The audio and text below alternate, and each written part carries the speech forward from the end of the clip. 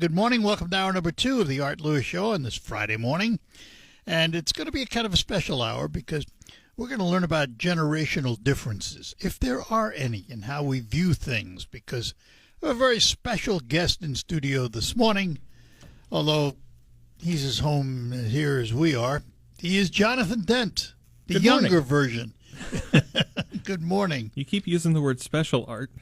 I don't know that's true. We'll find out. Yeah.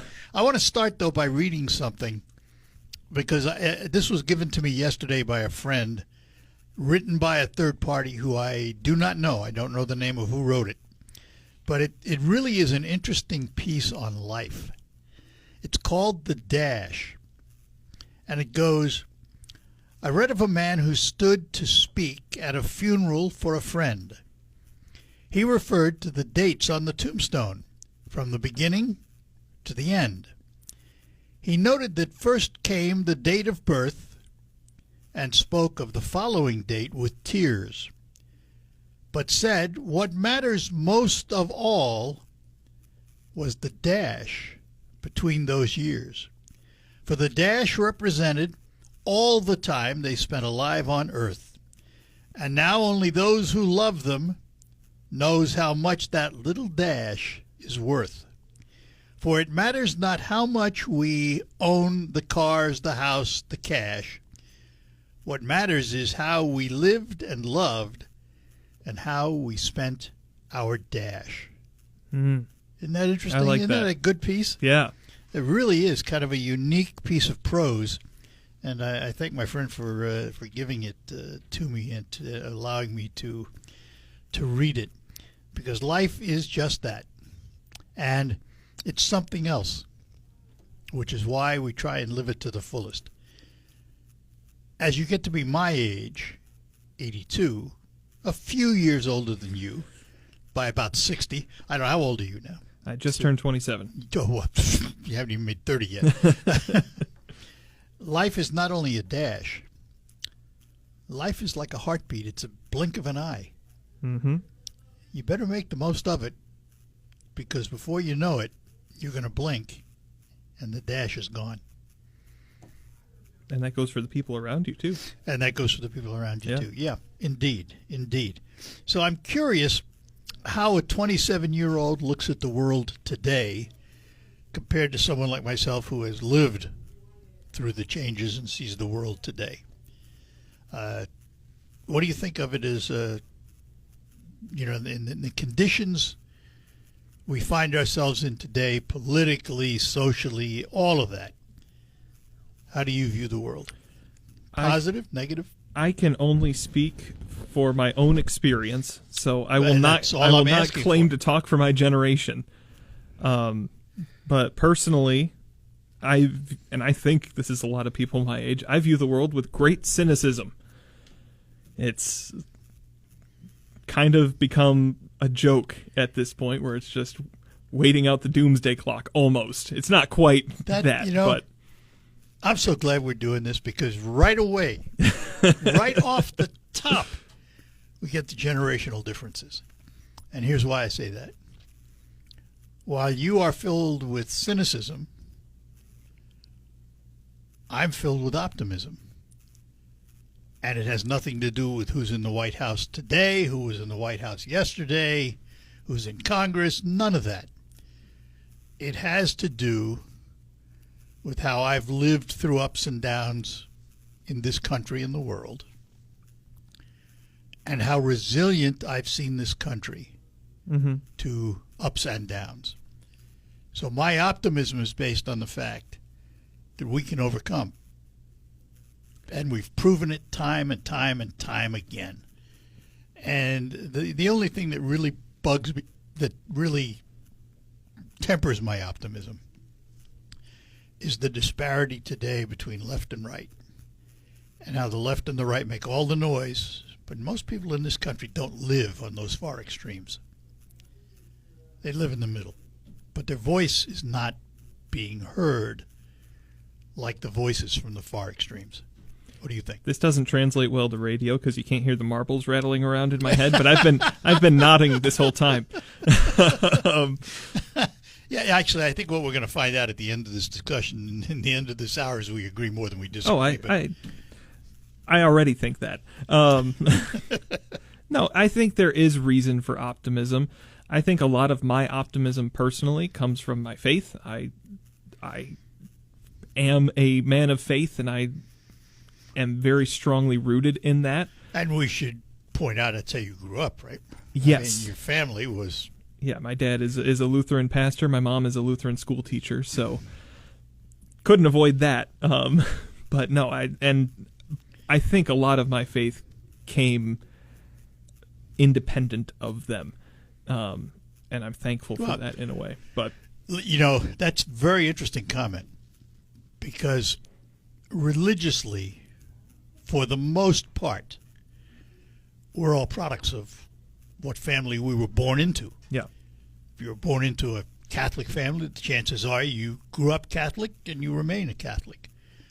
If you grew up like I did in a Jewish home, same thing, you know, a Lutheran home, whatever it Yep. was.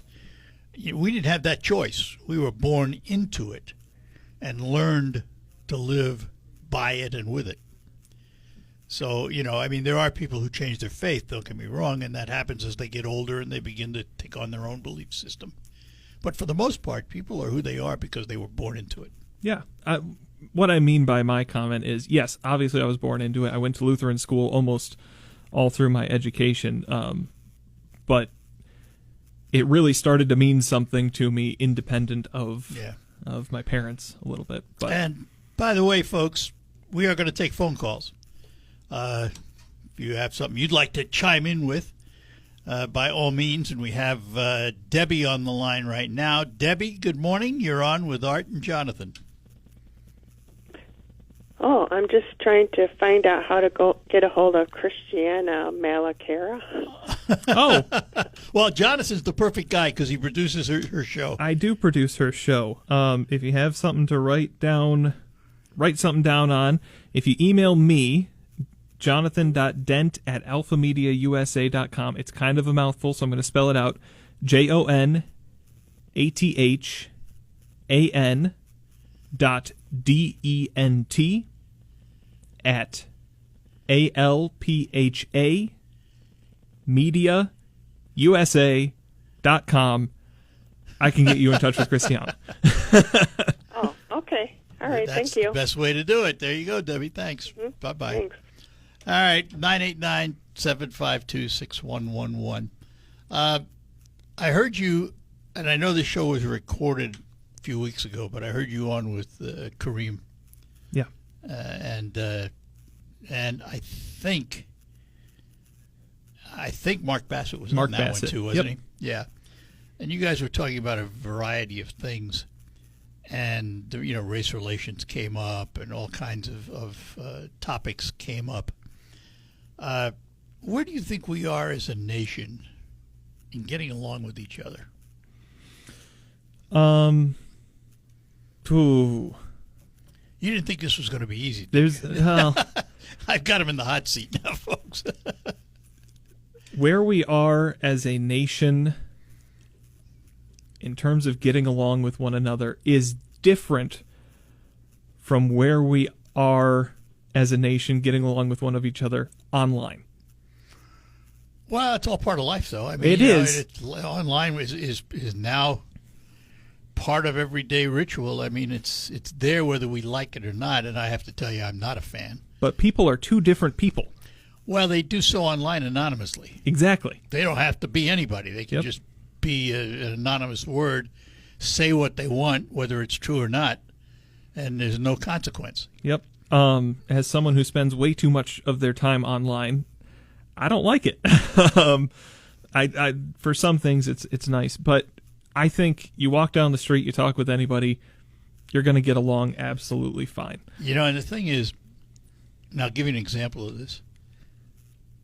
There are a lot of people who speak one way, but when push comes to shove, they act another way. Mm-hmm. And I'll give you an example. I was in a Rotary Club many years ago across the country in Oregon for about a year. And it was at a time when service organizations were taking in women because laws were changing and, you know, things were being forced upon them. And the Rotary Club I was in was all men, older men. It was a lot of retirement in that community. And the day came to vote on accepting women. And every one of these old codgers stood up and railed against it.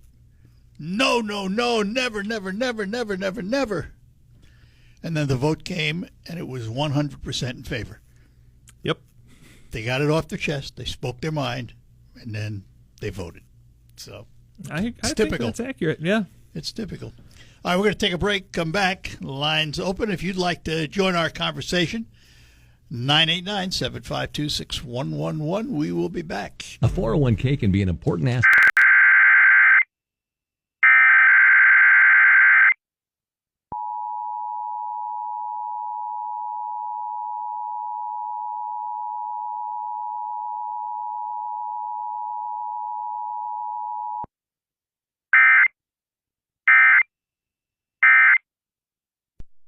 This is a test of the emergency. We're back with you, Art Lewis and the Art Lewis Show. And with me this morning, 57 years my junior, Jonathan Dent. As we I talk hadn't done about the math. generational differences, if there are any. We have callers waiting, so let's get to it. Sean's in Bay City. Good morning, Sean. Hey, good morning, guys. Hope all is well with you both. Yep. Yeah. Just was listening, and I just want to remind that, everybody's always waiting for the bad thing to happen or this is going on, but don't believe any of that. This is the greatest country that's ever existed, period. You Amen. live better than 99.9% of the people that's ever lived on the planet. Yep. I agree. I would agree. Yes, so it's so positive. There's reasonable people in this world, and there's unreasonable people. There's intellectually honest people, and there's intellectually dishonest people. The Lord tells us when he said, go out and preach to the cities, but the cities that don't want to hear you, leave them. Because you can't fix stupid. If they don't want to be a part of the goodness, forget about them. And to live a frugal life, all this stuff that's out there, debt is a scam. Freedom and time are your biggest things that you want. You don't need all the crap. You don't need the big house. You don't need a $60,000 piece of crap truck. My $2,000 one does everything yours does. It's all a game. Be a free thinker. So much positive out there. So much positive. All right. So that's what I got for you. Don't get down, brother. It's a great world, and God bless you all. Thanks for calling, Sean. Appreciate it. You betcha. Have a good one. Real quick. You bet. Yep. Bye. Before we move on to the next call here, he's talking about how we are in the greatest country in the world, and I firmly believe that. Just the other Me day, too. I was on a call with one of my friends who I talk to almost every day, but he's in the UK, Really? and we were talking. He's a Brit, and we were talking about patriotism and what is patriotism and what is nationalism and all that. And I said, "Oh, I think I'm patriotic." He said, "Oh yeah, but your country has so much wrong with it." I said, "Yeah, but we're still the best." Yeah. And he couldn't disagree with me. Yeah, I mean, England's not exactly perfect. No. I mean, So, yeah, it's you take the good with the bad. And, and you learn from the bad to hopefully create the good. Hopefully. Hopefully. All right, let's talk to Ed in Freeland. Ed, good morning. You're on with Art and Jonathan. Yeah, good morning. Yeah, I know as you look at generational issues, and you guys both described your, kind of background, Jewish and Lutheran, but the common theme that runs between both of those, though, what most people don't realize is truth. It's the Bible, because even as you Jewish, you recognize Old Testament, but even you look at Jesus as a great teacher, but whereas Jonathan's going to look at the New Testament more as being, representing what Jesus said and taught. Yeah, no, absolutely. And you even got the Muslim community. They represent Old Testament. They also want to recognize the Gospels, but they say it's kind of corrupted, but it's still considered. So that theme runs throughout. And as we go through life, truth is really the defining factor. So even as you get older, people have got to recognize, okay, even as you are the Jewish Jesus, you can't call him well, he's talking about let's truth. let's put it this way. you don't get to him without the Old Testament. And No, but but there's no buts. I mean, that's the truth. You don't get to him no. without the Old Testament. And no, but there are those in multiple faiths that stop there, and there are those who believe beyond. And I will grant you, most of the world believes beyond. That is, that Jesus was the Son of God, and that is their truth. But do remember this. It's the truth as you believe it to be. Because remember, religion is a faith. It is a belief system. You choose to believe what is truth. yeah, but Jesus testifies to the truth, and he calls himself As you the believe it. truth. As you believe it. And, Yeah, don't misunderstand. I'm not faulting you for that belief. I'm just pointing out that it is a belief.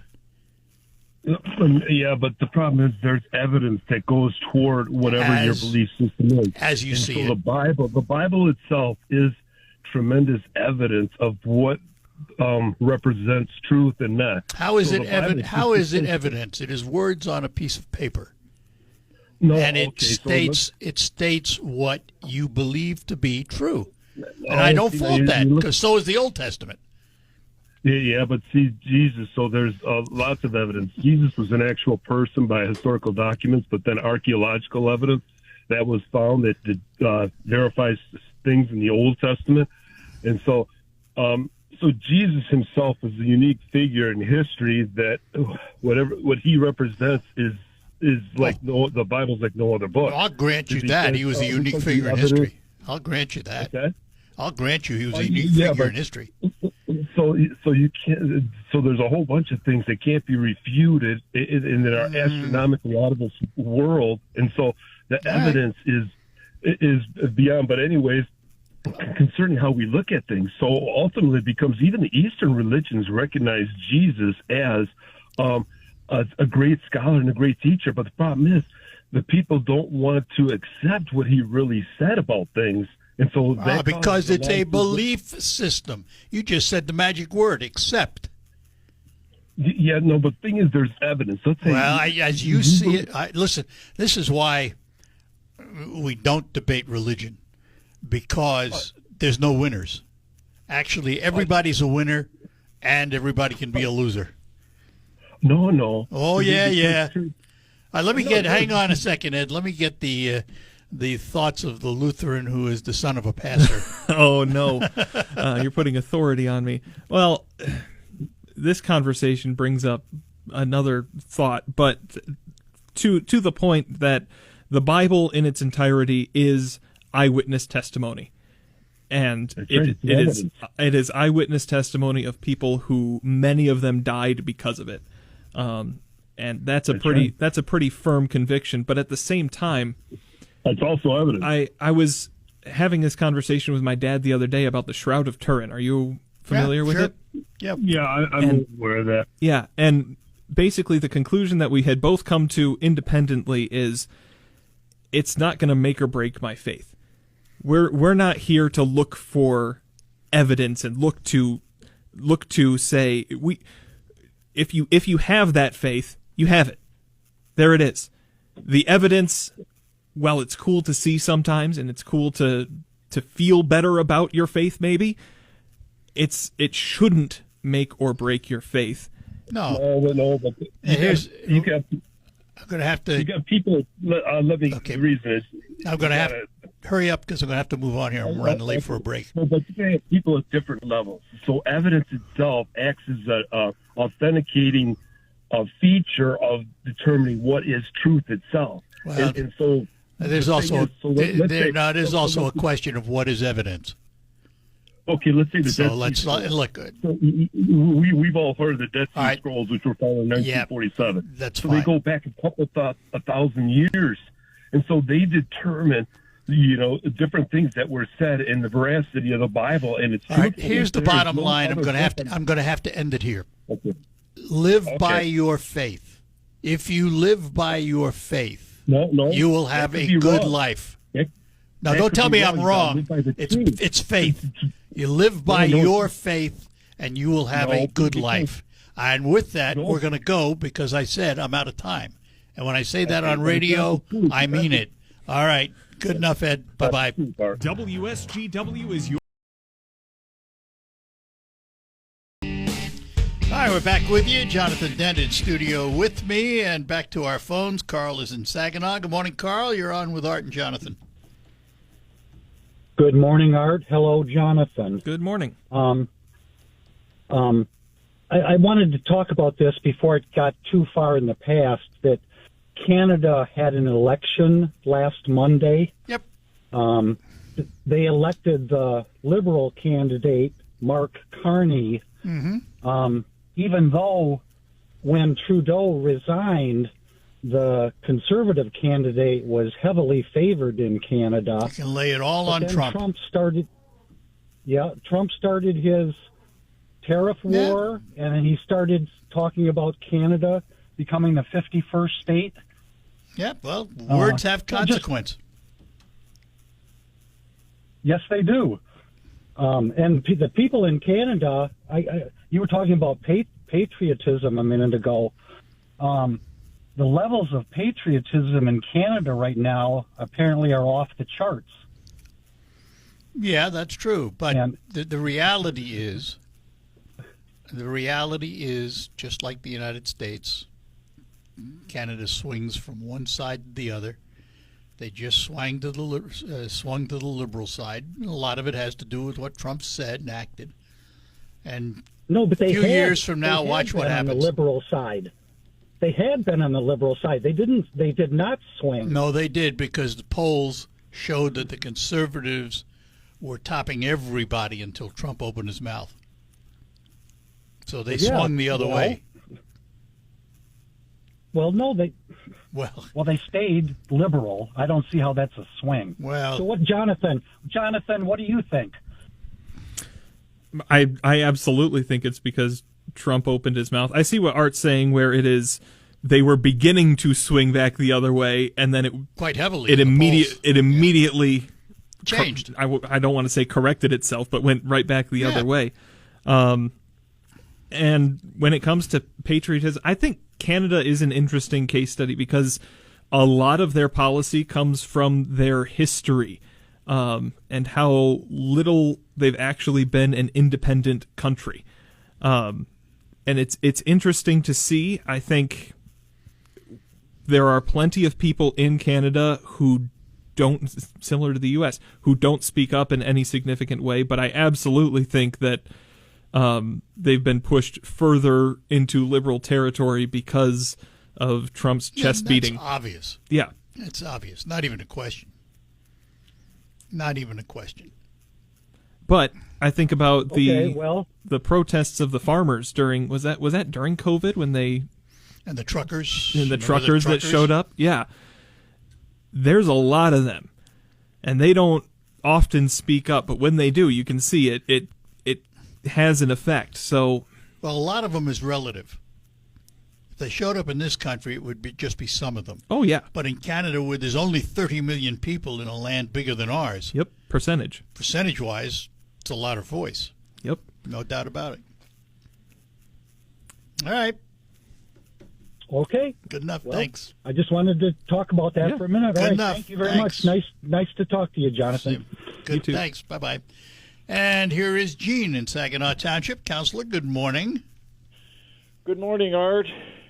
Just listening into your interesting conversation, and just like Jonathan, I was brought up Lutheran, Yep. Lutheran Church, Missouri Synod. So was my late wife. So am I. Yes, I remember that. But when in the 1950s I got to the University of Michigan, I got to know so many good Jewish friends, and many of them thought I was Jewish, and so they inaugurated me into the Tau Epsilon Rho legal fraternity. To this day, I'm still a member. Well, I will tell people I know Gene. I know he and his lovely wife Yoko. I've known them for decades, and we considered them to be our dear friends, and never once, even though we disagree on a lot of things politically and what have you, we never talk about them anymore. I mean, you can still be friends with people and disagree with them, and we've lost that in this country, I think. When I was in that fraternity, I was first then introduced to my favorite comfort food today, bagels. Bagels with cream cheese. Oh, gosh, what a... Well, wait, now, did you put a little lox on it? I mean, if you're really going to do this... Oh, yeah, if I could get some good lox, yeah. someplace, I would love it. I would love that. You can I'm afford going it. to have to ask my daughter or son if they could get me some. There's some in Detroit, I know. Yeah. I don't know if there's any in Saginaw or not. But... I've seen... Well, I'll tell you what, you can find it packaged, because I have seen it. Oh. Yeah, I see. you can find it packaged. Myers or... Yeah, I think Meyer has it. And if not, you might try... One of the fish markets may be able to get it, But but the stuff I've seen is thin sliced package.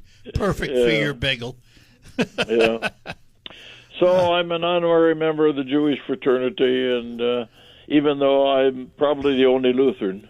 Well, let's raise a glass. L'chaim. All right, Gene. Good talking to you, Art. Same here. Bye-bye. Bye-bye. All right, Lou and Dave, hang on. We'll get to you right after these notes. It could be the best years of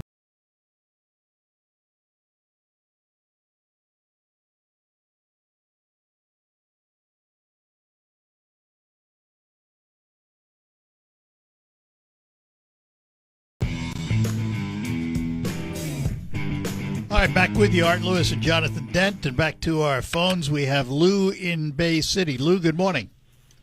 Good morning, Art. Couple of things. Number one, I think Jonathan's parents ought to really be given real kudos for raising such a fine young man. I would agree with that. With that. Number two, whoever hired him at WSDW has very good taste. And I would agree with that, too. And I've listened to him as he's progressed from Terry Henny when he was helping him out on the farm show, to now he's doing the news.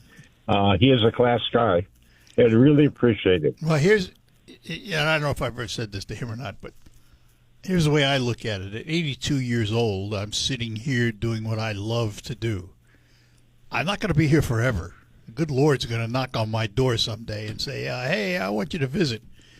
And I look at folks like Jonathan, to a certain degree, Christiana Malakata, as the future of what the station will be, because they're going to be around. Hopefully they're still around to carry on the tradition of WSGW. 75 years young this year. Who knows how many more? Yeah. Well, like I say, it's a class act, and I really appreciate listening to him. Great diction. He's a good reader. Speak, Jonathan. Say something. That's very kind of you. Thank you. My ego can only get so big, though. You better stop. And a good sense of humor. You got it. All right, Lou, listen, we appreciate that. We really do appreciate your thoughts on it. Okay, take care. Thank you. God's blessing. Bye-bye. You too. Bye-bye now. And here is Dave in Saginaw. Dave, good morning. Good morning, Art. And good morning, Jonathan. Good morning. I listened to you this morning when you took Mike Purchase place, and I much appreciate you doing that for him. You're an excellent commentator on the radio. Thank you. You're entirely welcome. And Art knows I'm 78, and I have occasionally a younger man here in my house with me who is in his mid-40s, and we can discuss the current events that are going on in the country back and forth. We're very good friends. We can disagree on some of the political pieces, that we discuss, but we remain friends no matter what. When he walks out the door, no matter what we've gotten into, whether he